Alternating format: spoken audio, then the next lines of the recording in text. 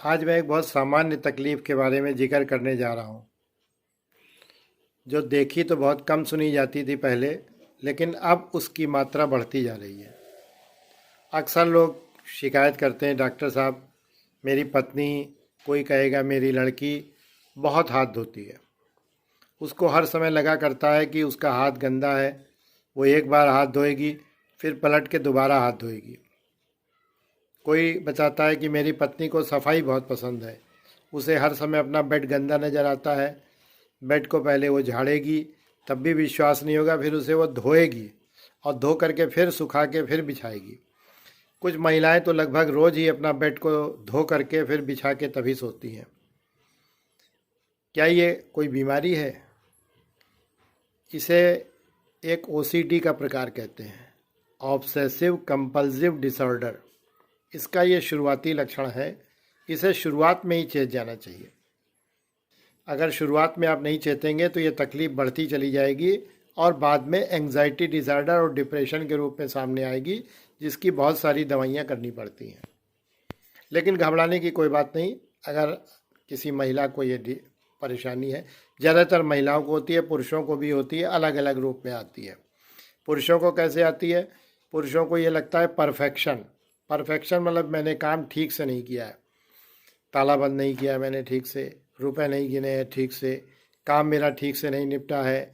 अचानक आप कार से जा रहे हैं, आपको लगा मैंने पीछे का गेट ठीक से बंद नहीं किया, आप कार रोक करके गेट देख रहे हैं। आप बार बार चेक कर रहे हैं कि पीछे मैं अपनी पत्नी को छोड़ तो नहीं आया, या कोई और पीछे बैठा तो नहीं हुआ है। इस तरह के वहम, ये एक प्रकार के एंग्जाइटी का रूप है। स्त्रियों में ज़्यादातर हाथ धोना, सफाई पसंद रहना और कई बार अपने कपड़े फाड़ देना। अपने कपड़े फाड़ देना, ऐसा उनको लगता है कि इसमें कोई रेंग रहा है जानवर। हवा से अगर कपड़ा हिल गया तो उनको लगेगा कि कोई जानवर रेंग रहा है और वो उसमें परेशान हो जाती हैं।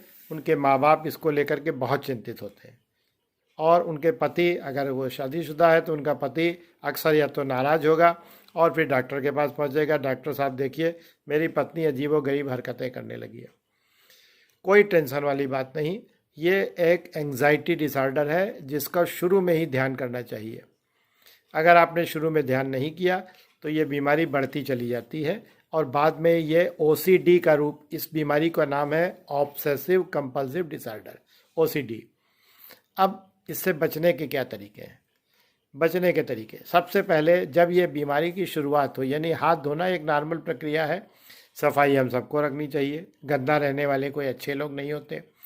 लेकिन जब ये सीमा से ज़्यादा पहुँचे, एक सीमा से ज़्यादा, तब हमें तत्काल इस पर ध्यान देनी चाहिए कि मेरी पत्नी या मेरी बेटी या मेरा बेटा या मेरा पति ज़रूरत से ज़्यादा परफेक्शन या सफाई की ओर ध्यान क्यों दे रहा है। अगर आपको लगे, उसे तुरंत टोकना चाहिए और उससे अकेले में बात करने की प्रयास करनी चाहिए। क्या उसे अकेलेपन का एहसास होता है? क्या उसे किसी प्रकार की जिद है? क्या उसे ज़रूरत से ज़्यादा क्रोध आता है? इनमें से कोई एक समस्या हो तो उसका तुरंत समाधान करिए। देर लगाएंगे, मनोरोगी के पास जाना पड़ेगा। पहले समझ लेंगे, घर में ही समस्या ठीक हो जाएगी, घर में ही समस्या ठीक हो जाएगी। दवाइयाँ इसकी बहुत सारी आती हैं, लेकिन मेरा ये वीडियो बनाने का उद्देश्य दवा बताना नहीं है। मेरा उद्देश्य ये है कि इससे आप पहले ही कैसे निपट सकते हैं। पहले निपटने का तरीका है डीप ब्रीथिंग। सबसे पहला जो आसान तरीका है, जो भी महिला जिसको ये एंग्जाइटी का डिसऑर्डर हो रहा है, जिसे बार बार हाथ धोने की इच्छा होती है, एक बार हाथ धोने के बाद उसे सोचना चाहिए कि हाथ में कुछ नहीं है। एक बार उसे बगैर हाथ धोए भी सोचना चाहिए, अगर मैं खा लूँगी या मैं कोई काम कर लूँगी तो क्या बुरा हो जाएगा, कुछ नहीं होगा। नंबर 2, उसे डीप ब्रीथिंग, गहरी सांस खींचना, सांस बाहर निकालना, ये प्रतिदिन 7 से 8 बार करना चाहिए। इसको सबसे आसानी से लेट कर किया जा सकता है। डीप ब्रीथिंग एक्सरसाइज जितनी अच्छी लेट कर होती है उतनी किसी तरीके से नहीं। उसमें आपकी बेली यानी आपका पेट जब आप फुलाएंगे तो सांस अंदर खींच जाएगी और जब आप पेट पिचकाएंगे तो सांस बाहर निकलेगी।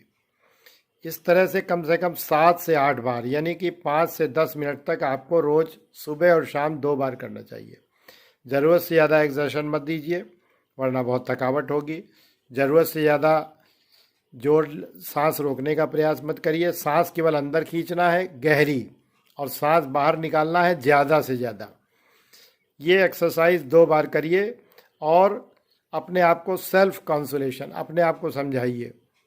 और नंबर 3, बाहरी गतिविधियों में अपना मन लगाइए। बाहरी गतिविधियों में अपना मन लगाइए। अगर इस पर भी समस्या हल नहीं होती है तब तो फिर आपको किसी मनोरोग विशेषज्ञ से बात करनी चाहिए। लेकिन मैं समझता हूँ डीप ब्रीथिंग और ध्यान लगाना, इन 2 चीज़ों से आपकी ये समस्या बहुत जल्दी हल हो सकती है।